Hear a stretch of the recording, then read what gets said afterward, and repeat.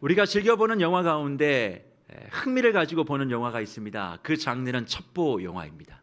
그 첩보 영화 가운데 세계적으로 인정받고 수많은 관객이 동원되어진 영화 하나를 꼽으라고 한다면 1996년부터 무려 30년 동안 8편의 시리즈를 제작하고 방영했던 미션 임파서블이라고 하는 영화가 기억이 나실 겁니다. 아마 우리 성도님들 가운데서는 그 영화를 보신 분도 계실 거고 또 보지 못한 분도 계실 텐데 보면 기가 막힙니다. 정말 끊임없는 긴장감과 스릴이 그 영화가 방영되어지는 시간 내내 진행이 되어져요. 그런데 사랑하는 성도 여러분, 그 영화보다 더 긴박하고 드라마틱한 그런 장면이 성경 속에 있다는 것 혹시 알고 계십니까? 그 성경은 어떤 곳일까요? 오늘 우리가 읽은 사도행전 23장의 본문이 바로 그 영화보다 훨씬 더 드라마틱하고 숨막히는 추격전을 우리에게 제시하고 있습니다. 주 58년경 예루살렘 거리에 한 사람의 숨통을 끊기 위하여 조직된 40명의 정예 암살단이 있습니다. 가슴 속에 단검을 품고 거기에 독을 묻혀서 반드시 그 한 사람을 죽이기 전에는 내가 물 한 모금도 마시지 않겠다고 다짐하고 있었던 사람. 그런데 그 사람의 눈을 피하여 하나님의 복음을 들고 끊임없이 전진해가고 있는 한 사람이 존재하고 있었고, 이 둘 사이에 끊임없는 추격과 그리고 또 여러 가지 갈등과 그리고 여러 가지 모습들을 성경은 우리에게 증거하고 있습니다. 사실 그 본문에 대한 배경이 되어지는 여러 기록들을 살펴보면 우리가 생각한 것보다 훨씬 더 많은 긴장감이 있다는 것을 알게 되어져요. 그 대표적인 책이 어떤 것이냐, 유대의 역사가 중에 한 명인 요세푸스가 기록한 유대 전쟁사를 보게 되어지면 바울이 체포되었을 당시 예루살렘에 진짜 암살단이 있었대요. 그 암살단의 이름은 시칼이라고 하는 암살단인데, 그는 이렇게 기록합니다. 당시 예루살렘에 시칼이라 불리는 암살자들이 나타났고, 그들은 대낮에 도시 한복판에, 특히 축제 기간 중에 군중 속에 섞여 들어가 옷 속에 숨긴 작은 단검으로 반대팔을 찔러 죽였다. 그래서 그들을 단검파 암살단이라 부른다. 그렇게 이야기하며 오늘 사도행전 23장에 등장하고 있는 40여 명의 사람들의 행동 양식과 그 시카리의 전형적인 수법이 동일한 모습임을 성경과 역사는 우리에게 제시하며, 단순히 이것이 이야기가 아니라고, 실제 있었던 우리가 생각한 것보다 훨씬 더 긴박한 상황이었다고 이야기를 하고 있습니다. 그런데 그런 암살단의 위협 속에 있었던 하나님의 사람 바울을 하나님은 어떻게 보호하십니까? 로마 군대 470명을 동원하여 바울을 지키시는 거예요. 이해가 되지 않지 않습니까? 로마 군인은 그리스도 예수를 핍박했던 사람들입니다. 그런데 그들이 하나님의 복음을 짊어지고 가장 선두에 서 있는 하나님의 사람 바울을 보호했다는 것, 이건 기적이 아니고 무엇이겠습니까? 그런데 그것을 누가 했다고요? 하나님이 그렇게 하셨다는 겁니다. 그러면 도대체 이런 기적이 어떻게 시작되었을까? 성경은 이름 없는 한 청년 때문에 이런 기적이 일어났다고 이야기합니다. 그 청년은 누굽니까? 이름도 모릅니다. 성도 모릅니다. 그냥 성경이 주고 있는 정보는 바울의 생질, 바울의 조카였다, 그렇게 이야기를 하고 있어요. 그가 얼마만큼의 능력이 있는지, 그가 얼마만큼의 기술을 가지고 있는지, 돈은 얼마였는지, 무술 실력은 어떠했는지, 언어 능력은 어떠했는지, 그가 가지고 있는 인맥이 어떻고 배경이 어떻고 힘이 어떻는지, 이런 것들에 대하여 성경은 하나도 이야기하지 아니하고 오직 한 가지만 이야기하는데, 그것이 뭡니까? 바울이 시칼이라고 하는 암살단에 의해서 암살할 것이다 라고 하는 계획을 듣고 영내로 들어가 바울에게 그 사실을 알렸다라고만 이야기를 하고 있습니다. 그러니까 쉽게 설명하면 이 청년이 했던 얘기는 뭐냐면 듣고 전한 것밖에 없는 거예요. 자신의 목숨을 걸고 그것을 전했다. 그런데 주님은 그 사람의 발걸음을 귀하게 보시고, 한 사람의 발걸음, 어떤 발걸음입니까? 제대로 듣고 바르게 전달한 그 사람의 발걸음을 귀하게 여겨 470명의 로마 군대가 움직입니다. 그러니까 발자국이 몇 개 정도 됩니까? 1000개의 발자국을 바울 주변에 두게 하셔서 바울을 호위하는 기적으로 탈바꿈시키셨다. 성경은 우리에게 말씀하고 있습니다. 사실 이런 이야기를 들으면 마음에 와닿지 않아요. 왜 그러냐면 그건 그냥 바울의 일이지, 하나님이 보호하셨으니까 그런가 보지 라고 생각합니다만, 사랑하는 성도 여러분, 입장을 바꿔놓고 한번 생각해 보자고요. 만약 여러분이 가고 있는 모든 곳곳마다 이 암살단들이 여러분을 죽이기 위해서 칼을 들고 그 자리를 지키고 있다면 여러분 집 밖에 한 걸음도 나가실 수 있겠습니까? 그런데 한 사람이 아닙니다. 40여 명의 사람들이 칼을 가슴에 묻고 나를 기다리고 있는 거예요. 이게 얼마나 큰 공포와 두려움이겠습니까? 그런데 그 사람은 그냥 칼만 가슴에 품은 사람들이 아닙니다. 어떤 사람이라고 얘기합니까? 사도행전 23장 12절 말씀을 보세요. 이렇게 이야기를 합니다. 날이 새매 유대인들이 당을 지어 맹세하되 바울을 죽이기 전에는 먹지도 아니하고 마시지도 않겠다 맹세했다, 그렇게 얘기합니다. 단순히 그렇게 죽일 것을 맹세하고 결심한 게 아닙니다. 여기서 말하는 맹세는 어떤 의미를 가지고 있냐면 헤렘을 이야기하는 거예요. 헤렘은 뭐냐면 이 일이 실패하면 내가 하나님으로부터 저주를 받겠다라고 하는 선언입니다. 사실 헤렘이라고 하는 맹세는 성경에 2번 등장해요. 어디에 등장하냐면 레위기 27장 28절에 하나님께 영원히 드려진 거룩한 것, 봉헌이라는 의미. 좀 더 이해를 돕자면, 사랑하는 성도 여러분, 이거 해보신 적 있으십니까? 하나님께 서원해 보신 적 있으세요? 그거 함부로 하시면 안 됩니다. 그런데 그 서원이라는 의미가 뭐냐면 나를 하나님께 거룩하게 드리겠다라고 하는 헤렙의 다른 말이에요. 사실 사랑하는 성도님들은 본인은 서원하지 않고 자식은 서원 많이 하시대요. 그런 거 하지 마세요. 자신들 앞길 막지 마세요. 스스로 주님 앞에 자기를 드리는 헤렘을 할 때 하나님이 복을 주시는 것이지, 그렇게 강제적으로 해놓고 자녀들이 하나님 앞에 제대로 하지 않으면 또 서로 간에 불편해하는 그런 일들이 우리 성도님들 사이에는 없기를 간절히 바랍니다. 그러니까 레위기 27장 28절의 헤렘은 뭐예요? 나를 거룩한 제물로 하나님 앞에 드린다, 봉헌한다 라는 의미입니다만, 사실 성경에는 또 하나의 헤렘이 있습니다. 그 헤렘은 뭐냐? 여호수아 6장 17절에 보면 여리고성을 하나님께서 정복하시면서 하나님의 말씀과 하나님의 공의에 따라 심판하시겠다, 완전히 파괴시키겠다라고 하는 진멸의 의미로 이 헤렘을 사용하세요. 그러면 사도 바울을 죽이기 위해서 이 암살단이 선언했던 헤렘은 레위기 27장의 헤렘일까요? 여호수아 6장의 헤렘일까요? 여호수아 6장의 진멸의 헤렘을 선언한 것입니다. 그러니까 바울을 죽이지 못하면 자기의 목숨이 저주를 받아 진멸될 것이라고 하는 극단적인 종교 선언이에요. 사실 이해가 되지 않죠. 바울은 하나님의 말씀을 증거하는 하나님의 사람입니다. 그런데 하나님의 이름을 걸고 그 사람을 죽이지 않으면 내가 저주를 받을 것이다 라고 하는 이 맹세, 이게 정상적이라고 생각하십니까? 그래서 성도 여러분, 우리가 오늘 본문을 바라보면서 단순히 하나님의 사람이 암살단에 의해서 보호되어지는 과정만 성경을 통해 볼 것이 아니라 이건 좀 더 다른 각도로 본문의 말씀을 볼 필요가 있다는 것입니다. 그게 뭔 줄 아십니까? 인간의 헤렘과 하나님의 보호의 대결 구도로 이 말씀을 봐야 그 속에서 우리의 믿음과 신앙을 어떻게 지켜야 될지가 결정된다는 것입니다. 이게 도대체 무슨 말일까요? 사랑하는 성도 여러분, 우리는 살아가면서 수많은 사람들의 헤렘을 발견합니다. 세상의 헤렘을 발견해요. 그게 뭡니까? 내가 저를 죽이지 않으면 내가 저주를 받겠노라고. 하나님의 사람을 향해서, 복음을 향해서, 하나님의 말씀을 들고 살아가는 저와 여러분들을 향해서 끊임없이 죽이겠다고 덤비는 수많은 사람들의 헤렘을 목격한다는 것입니다.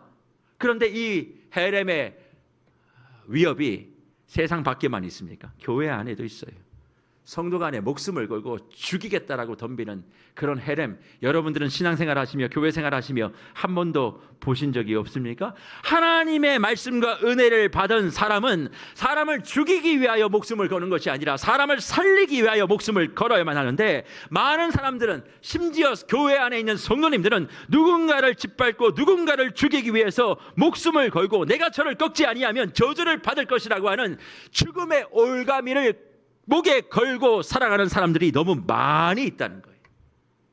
저는 세계로교회 모든 주의 권속들 가운데 이런 헤렘의 목숨을 거는 것이 아니라, 남을 죽이는 헤렘의 목숨을 거는 것이 아니라 내가 하나님의 거룩한 봉헌이 되기 위하여 목숨을 거는 주의 권속들이 되시기를 주의 이름으로 축복합니다. 하지만 누군가를 죽이기 위하여 목숨을 걸겠다라고 하는 사람들을 바라보는 하나님은 어떤 분이세요? 그런 저주의 맹세를 비웃으시며 무명의 사람을 사용하셔서 하나님의 사람을 지키시고 하나님의 능력을 이루어 가신다는 것입니다. 그러니까 주님은 하시고 싶은 말씀이 뭐예요?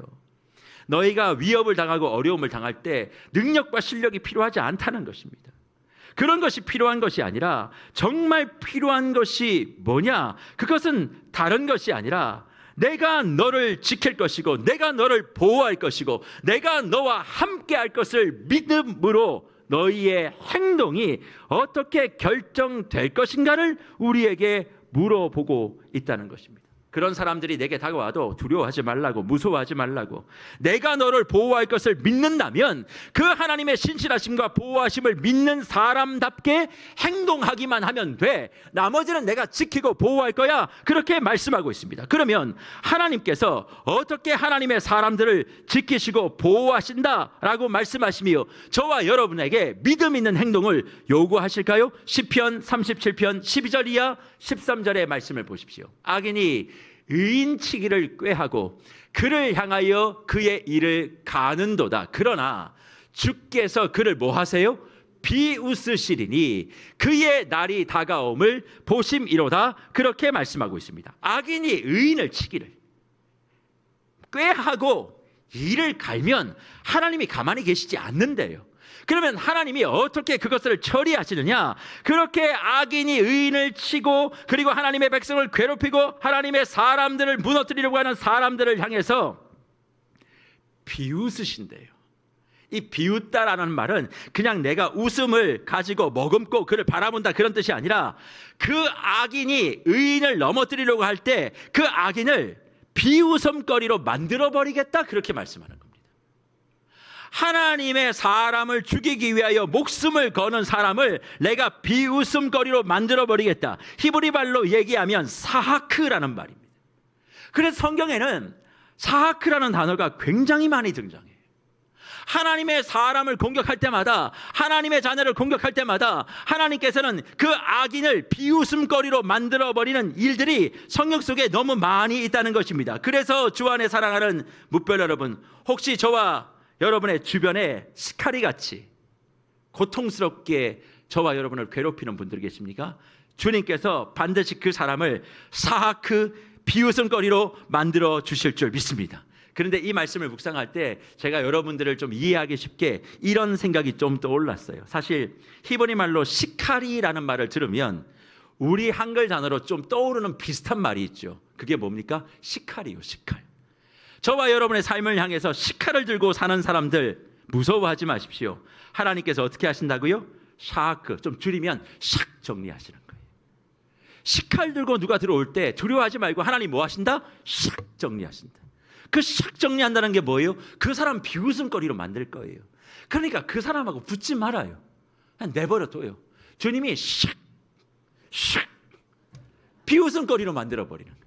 그러니까 내가 그 사람하고 붙어봐야 의미가 없어요. 하나님 앞에 하나님이 정리할 것을 믿고 나는 주님이 나를 지켜주실 것을 믿음으로 행동하면 되는 것입니다. 그러면 하나님이 지켜주시고 샥 정리해 줄 것을 믿는 사람의 행동이 무엇일까? 바로 바울의 생질이 보여줬던 그 모습입니다. 사실 이름 없는 바울의 생질, 이 청년은 무슨 일을 했습니까? 우리가 이미 알고 있습니다. 소식을 들어요. 그것을 바울에게 전달해요. 이게 끝입니다. 그런데 이것만 생각하면 마음에 하나님께서 주시는 감동이 별로 없습니다. 왜냐하면 이 사람이 과연 어떤 환경 속에 있다가 그 소식을 듣고 그리고 그것을 바르게 바울에게 전달했는지에 대한 과정이 없이 그냥 이 말씀만 들으면 가족이어서 그랬나 보지 라고 생각한다는 거예요. 하지만 성경에는 하나님의 깊은 비밀이 담겨져 있습니다. 주 안에 사랑하는 성도 여러분, 바울을 살린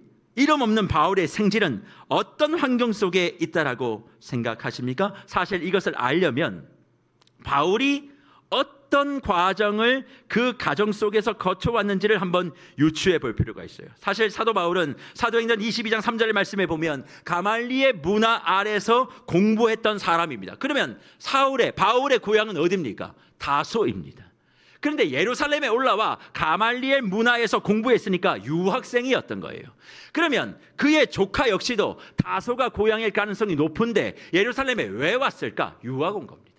공부하러 온 겁니다. 자신의 삶에 좀 더 나은 기틀을 마련하기 위해서 더 넓고 더 좋은 곳에서 공부하고 자신의 성공을 위해서 걸음을 걸어가고 있었던 청년이 바로 이 바울의 생질이었다는 거예요. 그런데 그가 무엇을 알게 되었습니까? 예루살렘에서 공부를 하다가 암살단이 바울을 죽이기로 결정했다는 것, 그리고 그 일에 대제사장과 장로들이 공모되었다는 것, 그리고 함께 헤렘을 선언하며 바울을 죽이지 않으면 내가 주님께 저주를 받을 것이라고 하는 극단적 종교적인 선언을 했다는 것을 알았다. 오늘 본문 사도행전 23장 14절은 기록하고 있습니다. 그러니까 암살단은 단지 암살단으로 움직인 것이 아니라 바울의 생질을 교육하고 가르쳤던 대제사장과 장로들에 의하여 진행되었다는 것을 그들 아래서 수학하다가 알게 되어졌고, 그리고 그들 속에서 오고 가는 여러 가지 대화들을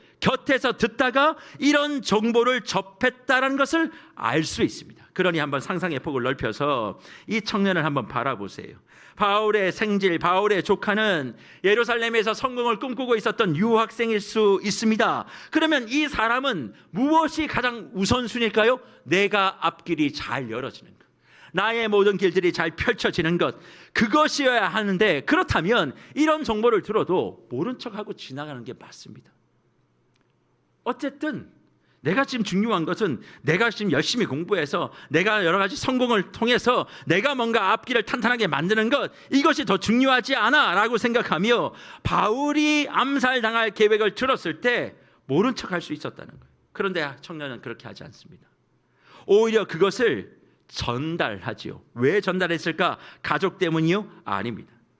그 청년은 자신의 앞날보다 하나님의 사람인 바울의 생명을 더 귀하게 여겼다는 거예요. 자기 자신의 앞길보다 하나님의 복음과 하나님의 말씀과 하나님 나라 사역을 위해서 일하고 있는 하나님의 사람 바울, 삼촌 바울이 아닙니다. 하나님의 일을 감당하고 있는 하나님의 사람 바울을 자신의 성공과 자신의 생명보다 더 귀하게 여겼다는 것이죠. 그래서 바울의 암살 계획을 듣게 되었을 때 그것을 남의 일이라고 생각하지 않았습니다. 그런 일들이 어떻게든 잘 처리되겠지 회피하거나 숨지도 않았어요. 오히려 이런 일들을 통해서 하나님의 역사하심이 있을 것을 믿고 이 일에 자기 자신을 뭘로 드렸어요? 헤렘으로 드린 거예요. 암살자는 저주의 헤렘을 한 거고, 이 바울의 생질은 레위기에 등장하고 있는 나 자신을 하나님 앞에 거룩한 봉헌물로 드리는 헤렘을 실천했다는 것입니다. 그런데 이런 모습이 과연 바울의 생질이었던 이 청년에게만 해당되는 모습일까? 아닙니다. 성경을 읽어보세요. 수많은 하나님의 사람들이 자기 자신을 내어놓는 것을 보게 되어지는데, 첫 번째로 사무엘상 19장 11절과 12절 말씀에 보면 다윗이 사울의 암살단에게 포위될 때가 있습니다. 그때에 아내 미갈이 이 소식을 먼저 알고 다윗을, 곧 하나님의 사람을 창에 매달아 도망가게 만듭니다. 그러니까 재밌죠? 바울의 생질도 그렇지만 다윗도 자기의 아내를 통해서 그것을 모면합니다. 우리는 이렇게 보면 가족이니까 그랬겠지. 아닙니다. 다윗의 기사를 보세요. 자신의 남편을 도망가게 했다는 것이 아니라 하나님의 사람을, 하나님이 기름 부은 사람을 도망가게 했다, 그렇게 말씀하며 위기의 순간을 기회의 순간으로 바꾸어 하나님의 구원의 물줄기가 언제나 주님이 원하시는 방향대로 이끄는데 가장 가까운 하나님의 사람들을 두셨다, 성경은 이야기하고 있습니다. 비단 미갈만 그렇습니까? 에스더서 2장 21절 이하에 등장하는 모르드게도 한번 기억해 보십시오. 들은 정보를 침묵하지 않고 그것을 제대로 전달함으로 하나님의 구원의 역사의 물줄기를 바꿨음을 성경은 우리에게 증언하고 있습니다. 그러니 결론적으로 성경이 우리에게 이런 사람들을 통해서 도전하는 바가 무엇입니까? 그 일을 듣게 하시는 이도 하나님이시고 전하게 용기를 주시는 분도 하나님이시기에 주님은 정말 주님의 나라를 위해서 쓰임받고자 선택받아야만 하는 사람들을 지금도 뭐 하신다고요? 찾고 계신다고요. 우리는 모두가 다 모세가 되기를 원하고 모두가 다 아브라함 되기를 원합니다. 그러나 주님은 찾고 싶어요. 누구를요? 미갈처럼, 모르드게처럼, 바울의 생질처럼 능력은 좀 없는 것 같고 부족한 것 같아도 바르게 정확하게 듣고 그것을 제대로 증거하여 짐으로 하나님의 나라의 물꼬를 완전히 바꿀 수 있는 그런 사람, 무명해도 괜찮다는 겁니다. 좀 무지해도 괜찮다는 겁니다. 그저 하나님의 나라를 더 소중하게 여기고 자기 자신보다 더 하나님의 일들을 귀하게 여기는 바로 그 사람이 너희기를 원한다. 오늘 주님의 말씀은 저와 여러분에게 도전하고 있는 줄 믿습니다. 그래서 사랑하는 성도 여러분, 정말 주님 나라에 주목받고 선택받고 싶은 사람이시기를 원하십니까? 그렇다면 두 가지만 가지시면 돼요. 그게 뭔 줄 아세요? 첫째는 내 목숨보다 하나님을 더 사랑하는 것입니다. 저는 여러분의 자신의 삶보다 하나님을 더 사랑하시는 성도님들 되시기를 주의 이름으로 축복합니다. 축복합니다. 싫으십니까? 하나님을 더 사랑하는 게 아멘 하셔야죠. 여러분의 삶보다 하나님을 더 사랑하시는 은혜를 누리시기를 축원합니다. 그러나 하나님을 사랑하는 것만 가지고는 안 돼요. 더 필요한 게 하나 있습니다. 그게 뭔 줄 아세요? 하나님의 사람을 나 자신보다 더 소중하게 여기셔야만 합니다. 저는 세계력교회가 하나님의 사람을 내 자신보다 더 소중하게 여기시는 은혜를 누리시기를 주의 이름으로 축복합니다. 사실 하나님을 사랑하라는 얘기에 아멘을 좀 더 그래도 쉽게 해요. 근데 하나님의 사람을 나보다 더 소중하게 여기라 그러면 조금 전에 보셨죠? 아멘 별로 안 합니다. 왜일까요? 아니 목사님 당연한 거 아닙니까? 하나님은 당연히 마땅히 사랑해야지요. 그런데 하나님의 사람을 나보다 더 소중하게 여기라고요? 아이고 뭐가 이뻐서요? 뭐가 내 마음에 들어서요? 사람은요 어떻게 할 수가 없다는 거 목사님도 잘 알지 않습니까? 아유 어떻게 그런 이야기를 하면서 아멘이라고 얘기하십니까? 그렇게 말씀하시는 분들 계세요. 그래서 여러분이 하나님의 선택을 못 받고 복을 못 누리는 거예요. 제가 우리 사역자들에게 늘 하는 얘기가 있습니다. 하나님께 잘하려고 하지 말고 담임 목사에게 잘하라고. 이런 얘기 들으면 목사 이상하다고 얘기하죠. 아닙니다. 보이지 않는 하나님을 사랑하는 증거가 있어요. 그것은 보이는 사람을 사랑하는 것입니다. 왜요? 그 사람을 사랑하는 것이 아니라 그 사람을 보내고 그 사람을 기름 붓고 그 사람을 선택한 하나님에 대한 사랑이 그 사람에 대한 소중함을 표현하는 것이기 때문에 그렇다는 거예요. 그러니 하나님을 사랑하는 사람일수록 보이는 사람이 좋아서가 아니라 그 사람을 선택하고 그 사람을 보낸 하나님을 믿고 신뢰하기에 그 사람을 사랑하고 소중하게 여기면 주님은 어떻게 받으신다고요? 나를 사랑한다라고 받으신다고요. 그런데 또 이렇게 얘기하면 오해하시는 분들이 있어서 더불어 말씀드립니다. 하나님의 사람의 범주를 앞에 있는 목사라고만 생각하지 말아요. 옆에 있는 성도요. 왜 옆에 있는 성도는 하나님의 사람 아닙니까?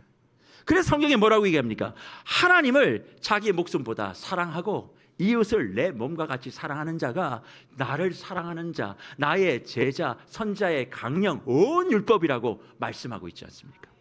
그러니까 여기에는 아멘 하는데 여기에 하나님의 사람을 갖다 붙이면 노멘 하는 거예요. 세계로 교회 모든 노멘이 아멘으로 변화되는 은혜가 있기를 축복합니다. 그래서 보십시오. 정말 주님 앞에 명확하게 선택받고 주목받았던 이 청년은 가족이어서가 아니라 자기 목숨보다 하나님의 말씀과 복음을 증거하는 하나님의 사람을 소중하게 여겼기에 자신의 성공과 자신의 모든 미래를 하나님께 헤름하고 주님께 맡깁니다. 나는 이 사람을 살려 주의 나라의 모든 것들을 새롭게 만들겠습니다. 그렇게 도전하고 그의 발걸음을 내딛는데 어떻게 합니까? 들은 정보를 가지고 이제 영내로 들어가요. 그런데 그 영내가 어디냐? 안토니아 요새입니다. 이 안토니아 요새는 예루살렘 성전 북서쪽의 모퉁이에 있는 거대한 군사 요새예요. 그래서 별칭이 있는데 성전에 수호자라고 하는 이름이 달려 있을 만큼 로마 구리는요 23m에서 32m 되는 그런 높은 탑에서 아파트로 얘기하면 한 10층에서 20층 정도 되어지는 그 높이에서 성전을 다 감시하고 있는 거예요. 그러니까 여기에 들어갔다라고 하는 것은 자기의 목을 진짜 내놓고 들어간 겁니다. 삐끗하면 바로 칼에 맞아 죽을 수가 있는 거예요. 그러니까 지금 바울의 생질이 로마 군대의 핵심 기진인 안토니아 요새에 들어갔다는 것이고, 그것은 극도의 공포와 두려움 속에 그가 진입했음을 성경은 우리에게 이야기하고 있습니다. 그런데 하나님의 사람을 자기 목숨보다 더 소중하게 여기고, 그리고 하나님의 나라 복음 증거를 자신의 인생의 성공보다 더 소중하게 여겨 죽을 수도 있는 두려움과 공포가 있음에도 용기 내어 한 걸음 두 걸음 그 안토니아 요새로 들어간 그 하나님의 아들 청년에게 하나님이 어떻게 역사하시는 줄 아십니까? 사도행전 23장 19절의 말씀을 보세요. 천부장이 그의 손을 잡고 물러가서 조용히 묻되 내게 할 말이 무엇이냐? 그렇게 기록합니다. 누가 손을 잡았다고요? 로마의 천부장이에요. 로마의 천부장이 그 생질의 손을 잡고 물어보는 거예요. 내게 할 말이 뭐냐고. 두려움과 죽음의 공포 속에서 용기 내어 한 걸음 두 걸음 그 작은 발자국을 그 요새에 남기자 하나님은 어떻게 일하십니까? 그 두렵고 떨리는 청년의 손을 잡아주시는데 누구의 손을 통해서요? 로마의 군대 천부장의 손을 통해서 그 떨리는 청년의 손을 잡아주셨다는 거예요. 놀랍지 않으십니까?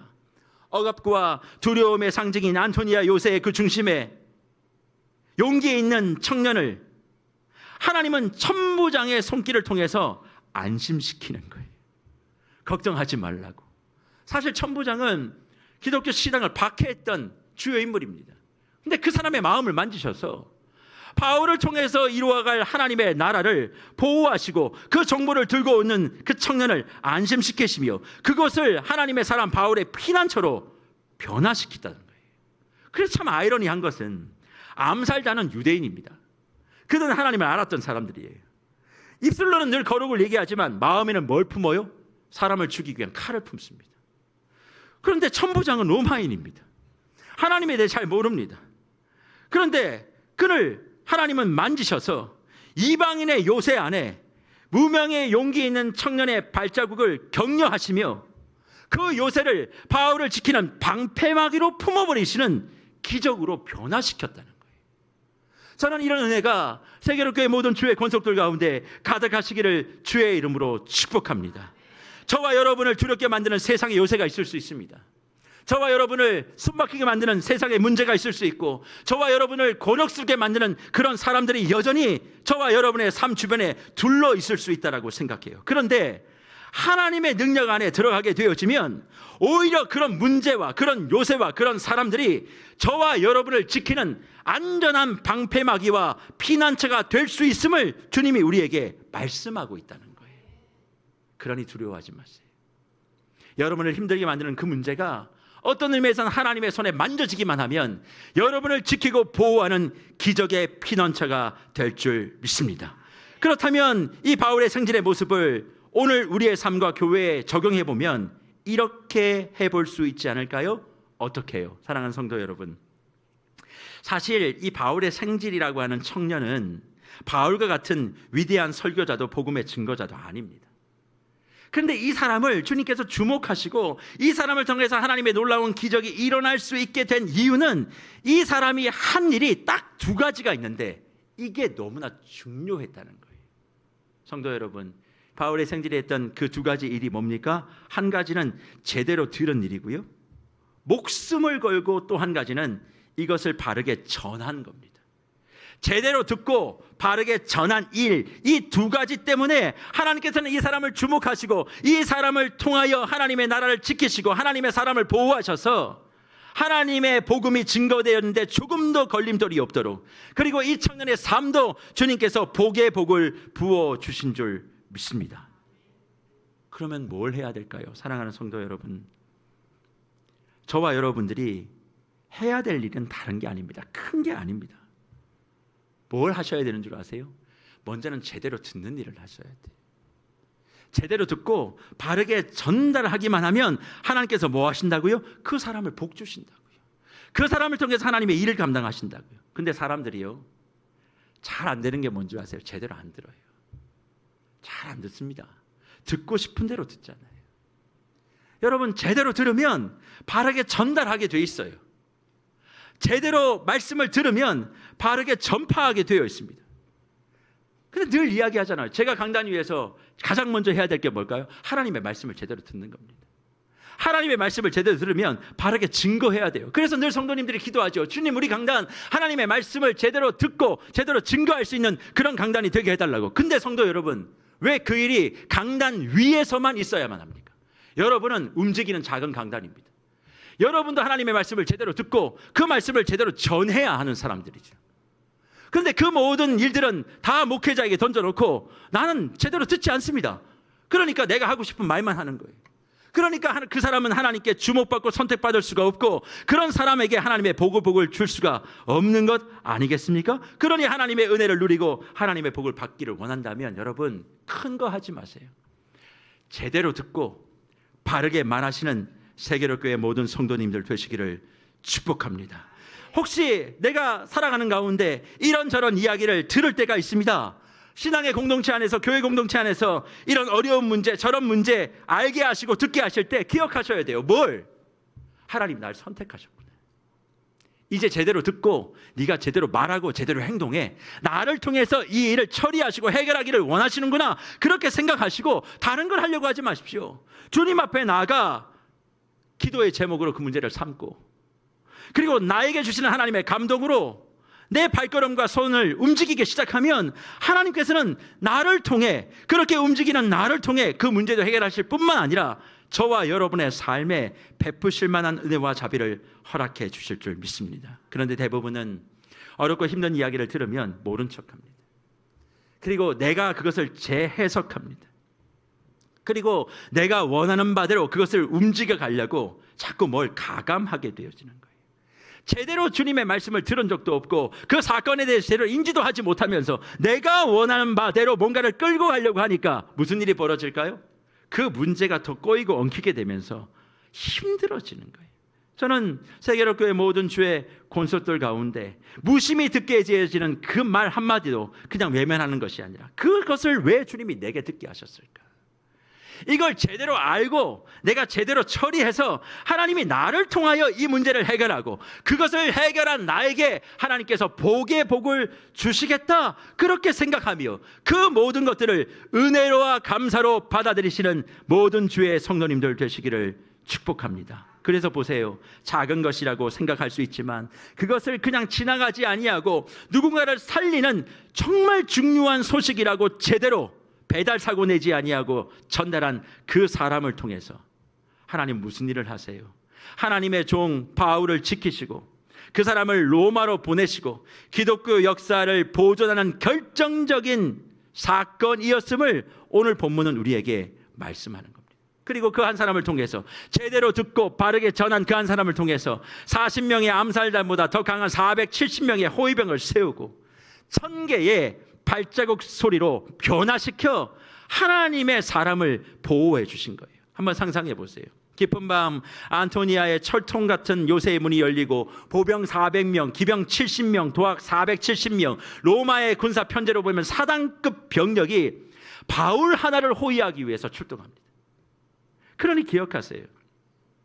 어떠한 절대절명인 상황이, 절망의 상황이 내게 있다 할지라도, 막다른 골목이 내게 있다 할지라도 그런 상황 속에 하나님은 천사를 보내서 저와 여러분의 삶을 건지는 것이 아니라 이름 없는 한 사람, 그 한 사람을 통해서 기적의 역사를 이루신다는 것을 기억하셔야 됩니다. 늘 우리는 기적 그러면 하나님의 초자연적인 능력이나 천사를 통해서 뭔가 이루어지는 것으로만 한정 지으시죠? 그러지 마십시오. 생각지도 못한 한 사람이, 어떤 의미에서 나와 척을 쥐고 있었던 그 사람이 기적의 통로가 되어 저와 여러분의 삶 가운데 부어지는 은혜가 정말 이 말씀을 듣고 그렇게 살기를 원합니다 고백하시는 성도님들 삶 가운데 가득하시기를 축원합니다. 그런데 이런 복을 예배에 나왔다고 해서 다 받는 것이 아니에요. 우리는 종종 착각해요. 예배만 그냥 나오면 하나님이 동일한 복을 주시겠다. 맞아요. 우리 하나님 공평하신 하나님이에요. 근데 공평을 나는 아무것도 하지 않았는데 하나님이 주시는 것으로 착각하지 마시라고요. 그 공평은 뭐냐면 하나님 앞에 여러분이 뭔가 보여야 할 게 있어요.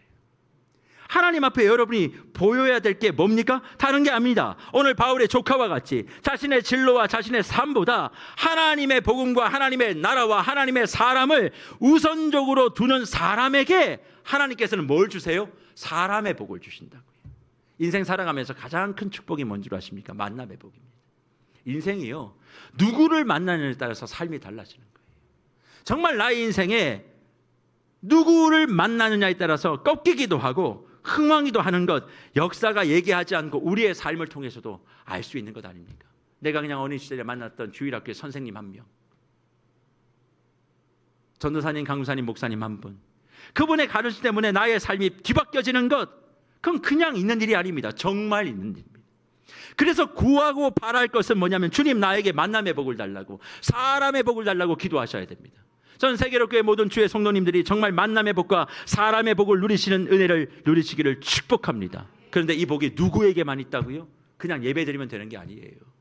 하나님을 내 삶보다 사랑하고 하나님의 사람을 나의 인생보다 더 소중하게 여기며 살아가는 사람에게만 하나님께서 만남의 복을 주시는 거예요.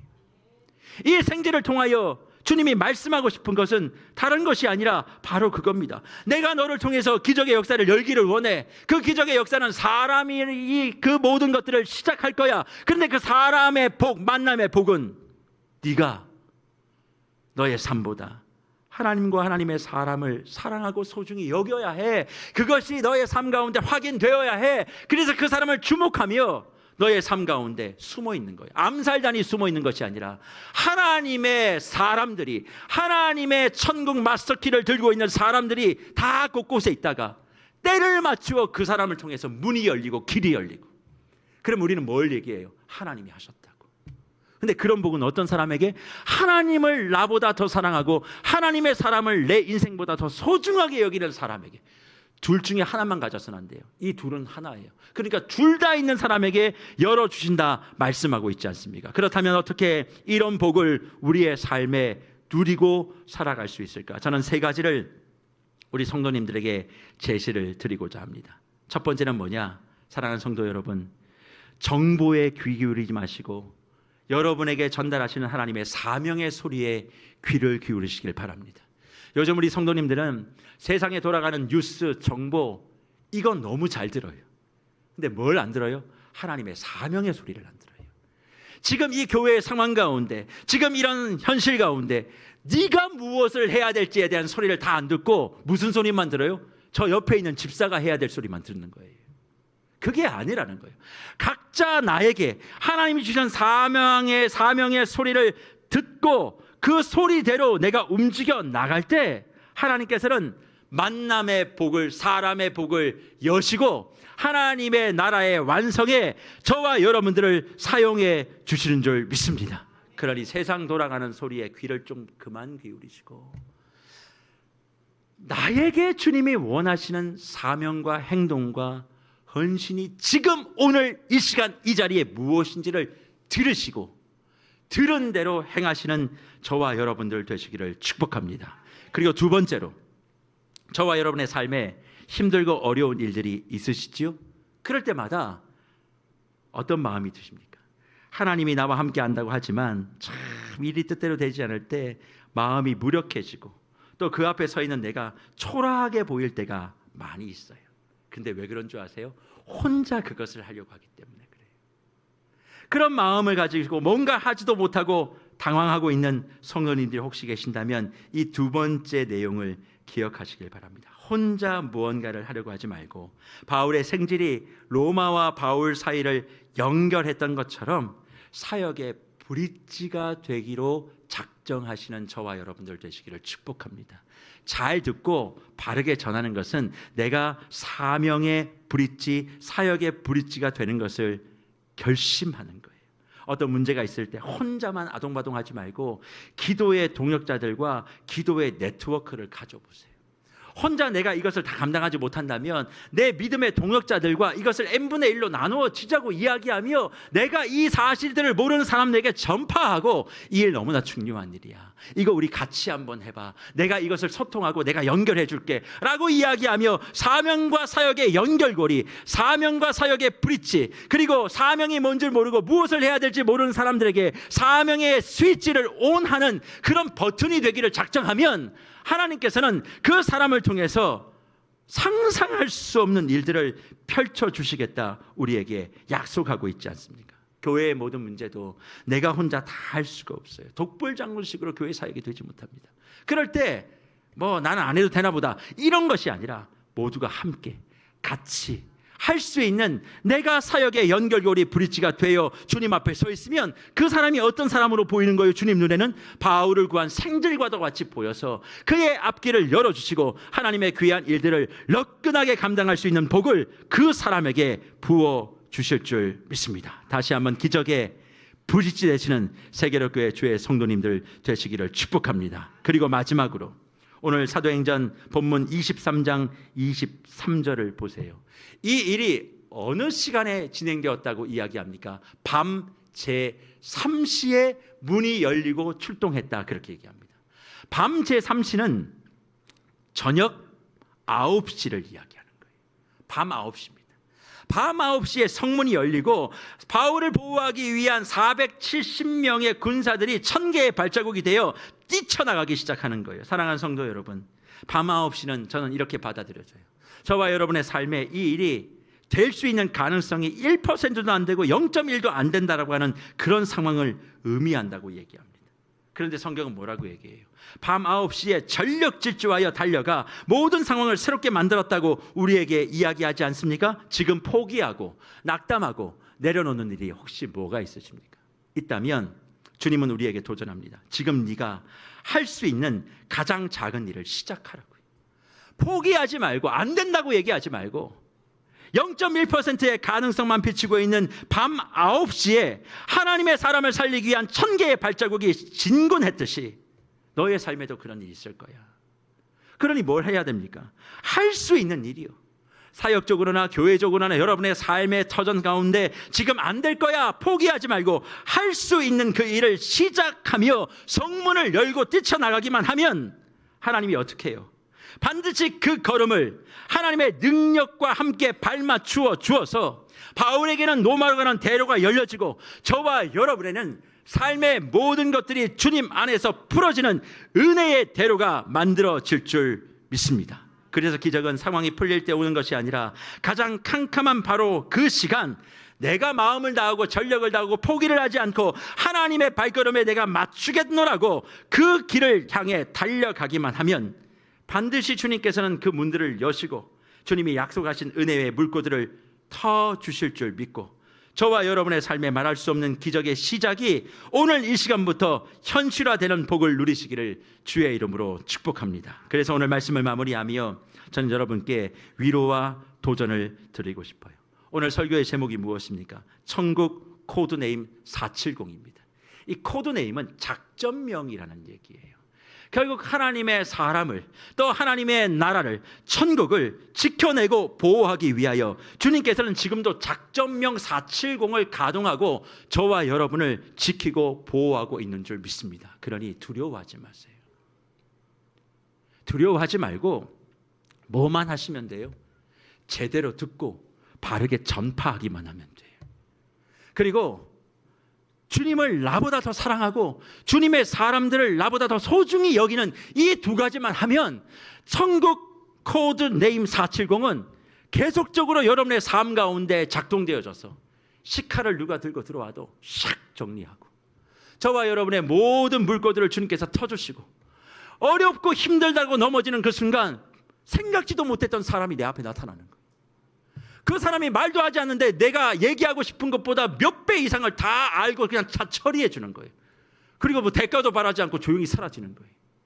이게 천국 코드네임 470의 은혜인 줄 믿고 오늘부터 주님 그 코드네임 470이 나를 지키고 있는 줄 믿습니다. 내가 집중해야 될 것은 잘 듣고 잘 전파하고 더 사랑하고 더 소중하게 여기며 이름이 없고 능력이 없고 실력이 없어도 주님은 나를 주목하여 하나님의 일들을 이루어 가신다라고 믿고 교회와 여러분의 삶에 하나님의 놀라운 기적의 주인공 되시는 저와 여러분들 되시기를 주의 이름으로 축복합니다.